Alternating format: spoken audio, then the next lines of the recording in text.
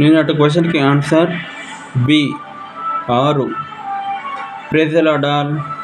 ఈరోజు వాక్యం, దేవుడు పేతురుతో నీవు నన్ను ఎరుగవని 3 సార్లు అంటావని అంటాడు కోడి కూయక మునుపు.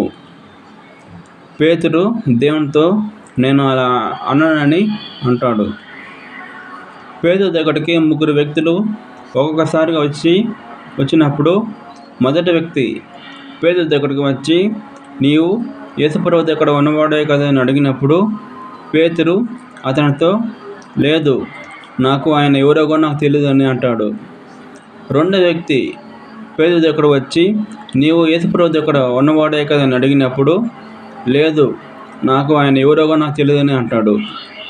మూడో వ్యక్తి పేతురు దగ్గరికి వచ్చి నీవు యేసుప్రభు దగ్గర ఉన్నవాడే కదా అని అడిగినప్పుడు లేదు, నాకు ఆయన ఎవరో కూడా నాకు తెలియదని అంటాడు.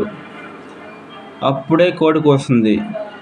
అప్పుడు గుర్తొస్తుంది పేతురికి యేసయ్య చెప్పిన మాటలు, నీవు నన్ను ఎరుగవని 3 సార్లు అంటావని.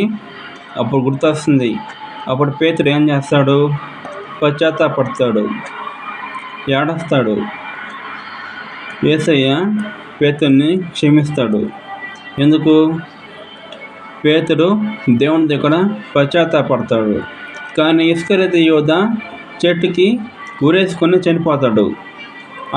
యూదా కూడా దేవుని దగ్గర పశ్చాత్తాపడి ఉంటే యేసయ్య యూదాని క్షమించుకుని ఉంటాడు. అలాగే మనం కూడా తప్పు చేసినప్పుడు మనం కూడా పాపం చేస్తాం కాబట్టి దేవుని దగ్గర పశ్చాత్తాపడాలి.